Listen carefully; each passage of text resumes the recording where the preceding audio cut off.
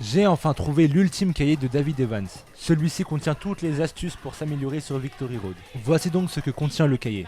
Il est divisé en deux grandes parties, les bases et la création d'un jeu solide. Dans cette vidéo, nous allons donc aborder ces deux grands thèmes. Commençons la vidéo. Normalement, la première chose que vous avez faite, c'est de lancer un match contre l'ordinateur pour voir comment se joue le jeu, et lorsque vous avez provoqué une interaction, le didacticiel s'est lancé. Si vous cherchez à atteindre le rang mondial, c'est que vous avez déjà un peu compris les bases de ce jeu. Néanmoins, je vais quand même faire une petite piqûre de rappel sur certains concepts. Premier point, la défense. Beaucoup de joueurs continuent à grind sur Inazuma Eleven sans savoir correctement défendre.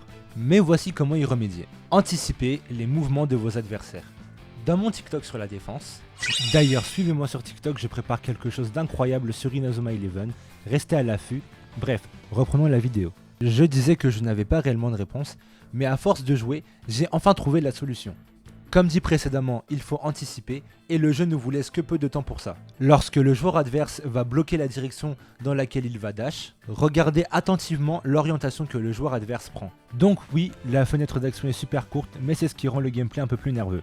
Bien, maintenant que vous gérez les phases de focus défensivement, on va voir les phases de zone défensivement aussi. Je vais maintenant vous expliquer pourquoi c'est vital d'activer le mode zone quand vous êtes en défense. Une mécanique qui existe depuis le début d'Inazuma Eleven, c'est les buts no-mash. Un no-mash arrive lorsque vous tirez dans les cages mais que le gardien ne peut pas intervenir dessus. Pour faire un no-mash dans Victory Road, c'est simple. Il suffit de faire une passe dans les cages, angler correctement la passe dans le coin de la cage, et boum, vous avez mis un but no-mash. Il y a aussi une variante qui consiste à dasher dans les cages de votre adversaire. Pour cela, il vous faut deux joueurs, un qui fait une passe au buteur, et le buteur du coup, qui dash dans les cages. Et c'est pour ça que vous devez impérativement activer zone, car les buts no-mash sont le meilleur moyen de prendre des buts très rapidement et en économisant de l'attention. J'en vois beaucoup qui se plaignent de cette mécanique et qui disent que ce n'est qu'un bug du jeu, mais pour ceux qui jouaient à Inazuma Eleven Strikers, rappelez-vous qu'il y avait des équipes basées uniquement sur le no-mash. Donc non, le no-mash n'est pas un bug, mais une mécanique à part entière du jeu, donc apprenez à l'assimiler et à jouer avec. Deuxième point, créer un jeu solide.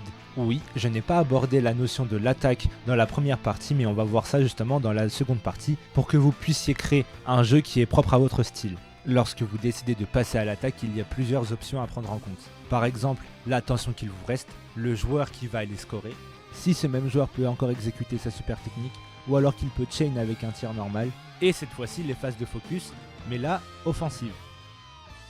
Pour ce qui est des joueurs et des super techniques, rappelez-vous de quelque chose de super important, la table des types, donc qui a l'avantage sur qui. Donc pour rappel, feu bat bois, bois bat vent, vent bat terre et terre bat feu. Faire un tir d'un élément qui est avantagé sur le gardien adverse donnera un boost à votre tir. Cela permettra donc de fatiguer un peu plus le gardien. Vous pouvez d'ailleurs changer l'élément d'un tir. Imaginons que Shaun a déjà exécuté son loup légendaire, il ne pourra donc pas le refaire le tir d'après. Seulement, Torch peut exécuter son éruption solaire. Dirigez donc votre tir vers Shaun Frost pour changer l'élément de celui-ci. D'ailleurs, si vous maîtrisez la défense lors des focus, vous pourrez récupérer pas mal de ballons lors des remises en jeu, et donc spammer le gardien adverse de vos tirs. Autre point important, le mix-up. Cette pratique consiste à changer vos actions de manière irrégulière afin de surprendre votre adversaire. Par exemple, lors des focus offensifs, au lieu de dasher tout le temps vers la gauche, il y a des fois où vous allez dasher vers la droite. Vous pouvez aussi varier les manières dont vous allez marquer, comme par exemple en utilisant les no-mash. C'est une pratique que l'on retrouve souvent dans les jeux de combat pour éviter que l'adversaire prévoie le prochain coup que vous allez faire. On a par exemple Mengo sur Super Smash Bros Melee qui maîtrise cette notion à la perfection et qui crée de nouvelles routes de combo avec son personnage alors que le jeu est vieux de plus de 20 ans.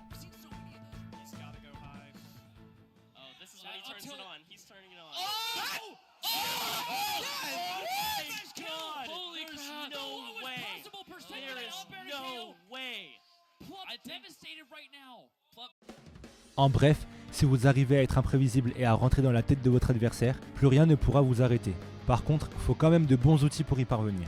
On va donc apporter un point essentiel, le team building. Comment créer sa team, comment créer le 11 de légende, comment créer l'équipe qui vous permettra d'atteindre le rang mondial. Eh bien, prenez les joueurs que vous voulez, même si, dans les faits, c'est pas forcément vrai. En ce moment, la méta du jeu nous pousse à jouer une team brèche, donc avec Bailong, Torch, Gazelle, enfin bref. On va dire un peu les gros tapines du jeu. Mais cela ne veut absolument pas dire que vous ne pouvez pas jouer autre chose pour atteindre le rang mondial. Sur ça, faites-vous un peu plaisir, mais si vous restez dans une optique de performance, dans ces cas-là, il faudra s'accorder à la méta. Mais je le répète, vous n'avez pas du tout besoin d'une équipe méta pour gagner sur le jeu. Je vais quand même vous montrer l'équipe type qui vous permettra de gagner vos matchs sans pour autant vous prendre la tête. Il vous faudra donc Torch, Bailong, Gazelle, Feirun, TS4 et Byron Love. Ceux-ci vous permettront d'avoir un boost de 100% sur les brèches. Car oui, ce qui est méta et c'est bien dommage, c'est de faire une team qui boostera les stats de brèche. Car oui, vos joueurs possèdent tous des stats en plus des stats de base, donc de tir, d'agilité, de technique, qu'on appelle passif et qui boostera certaines caractéristiques en jeu. Vous en avez plein, comme celle du coup qui booste les stats de brèche, ou encore celle qui permet de casser les remparts, donc lorsque vous placez des joueurs en défense de zone, qu'un tir est effectué et que le défenseur va essayer de bloquer le tir, il y a des chances pour que le tir brise le rempart. Il y a aussi des passifs qui boostent vos chances de gagner les duels, donc lorsque deux joueurs sont au coude à coude pour récupérer la balle. Donc c'est à vous de voir si vous voulez employer la malveillance max et jouer une team brèche, ou alors de jouer une équipe plus polyvalente avec des boosts en défense, des boosts pour les duels et des boosts pour les focus. Voilà, c'est à peu près tout. C'est en somme pas grand chose, mais c'est souvent des choses que les joueurs oublient lorsqu'ils jouent à Inazuma Eleven Victory Road. Tâchez donc de prendre tous les éléments en compte afin de corriger votre manière de jouer et de peut-être atteindre le rang mondial. Oui, peut-être, car pendant que je fais cette vidéo, il y a peut-être quelqu'un qui a créé une nouvelle manière de jouer au jeu et qui donc rendra ma vidéo obsolète. Et ceci sera mon dernier conseil pour conclure cette vidéo.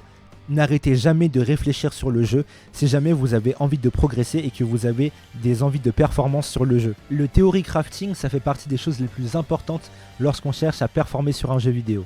Voilà, j'espère que cette petite vidéo, on va dire guide sur Inazuma Eleven, vous aura plu. Si jamais vous avez aimé la vidéo, je ne fais pas que du Inazuma Eleven, je fais aussi beaucoup de jeux de combat, principalement du Smash Bros. Voilà, donc si ça vous intéresse, vous pouvez vous abonner à ma chaîne. Et puis on se dit à une prochaine fois. Salut! Ah, et j'ai oublié de mentionner, je prépare un tournoi Inazuma Eleven, j'en parlerai dans les prochains jours à venir, avec une petite récompense à la clé, donc restez à l'affût.